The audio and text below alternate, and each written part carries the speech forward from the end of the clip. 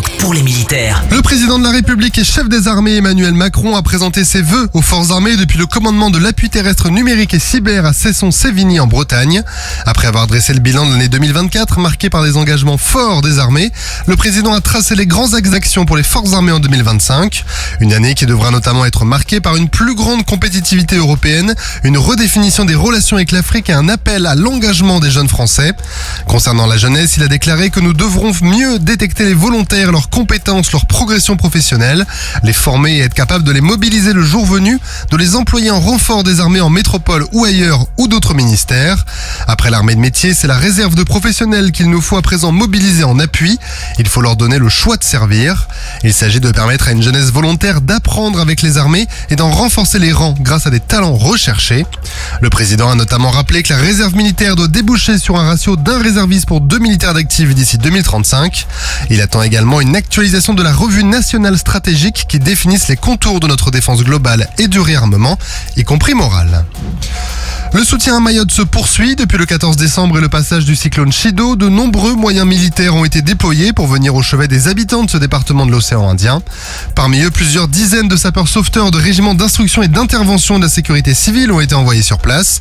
Le capitaine Hugo du 7e régiment de Brignoles revient sur les missions de son détachement pour venir en aide à la population. Nos missions ont été clairement établies dès notre installation par les autorités locales et préfectorales, avec un axe d'effort bien défini, celui de réouvrir au plus tôt les établissements scolaires. Dans ce cadre-là, nous avons réalisé des missions de bâchage de toiture, car suite au passage du cyclone Chido, de nombreuses tôles ont été arrachées par la puissance du vent. Nous avons également réalisé des missions d'ouverture d'itinéraire, avec un axe tout particulier sur la commune d'Aqua, ce qui nous a permis de rejoindre les antennes relais qui avaient été complètement détruites. Grâce à ces actions, les entreprises vont pouvoir accéder à l'antenne, réparer l'antenne et donc redonner de la communication à tous les habitants du quartier et plus particulièrement du secteur nord-ouest. Nous avons également réalisé des missions de distribution d'eau et de denrées alimentaires au profit des populations, des missions de sécurisation ou en tout cas de nettoyage des ravines, car suite au passage du cyclone,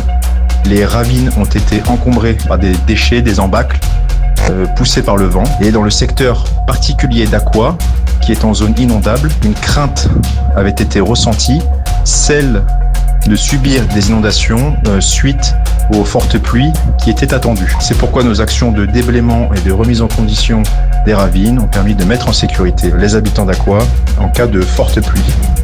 Le commandement de la gendarmerie de la Guyane française a accueilli des tireurs d'élite brésiliens et surinamais pour un stage de coopération transfrontalière. Pendant 5 jours, ces forces ont partagé des entraînements et des échanges d'expériences pour renforcer leur capacité à travailler ensemble face aux défis régionaux. L'événement s'inscrit dans un programme de projet commun pour accroître la sécurité régionale. Ce partenariat se traduit par des patrouilles conjointes, des échanges de renseignements et des opérations coordonnées pour limiter les refuges pour les criminels à travers les frontières. Cette coopération trilatérale vise ainsi à protéger les populations en consolidant la sécurité dans la zone transfrontalière. Et on termine avec une belle histoire. L'armée de l'air et de l'espace a secouru 2 jeunes pilotes qui se trouvaient en perdition au nord de Paris. Ces pilotes, qui étaient aux commandes de 2 avions de tourisme, se rendaient à Reims et se sont retrouvés désorientés à cause de mauvaises conditions météo et de leur absence de qualification au vol aux instruments.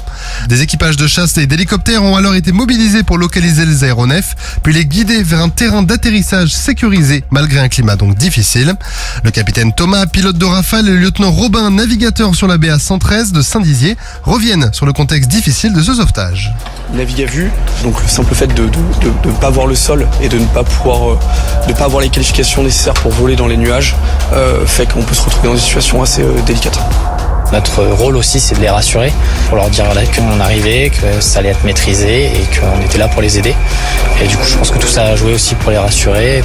L'armée de l'air et de l'espace assure en permanence la protection de l'espace français face aux menaces aériennes et assure, comme dans ce cas, une assistance aux aéronefs en difficulté à partir de plots répartis sur tout le territoire. Sur terre, sur mer, comme dans les airs. Skyrock PLM, en équipe avec Uneo, la mutuelle des forces armées.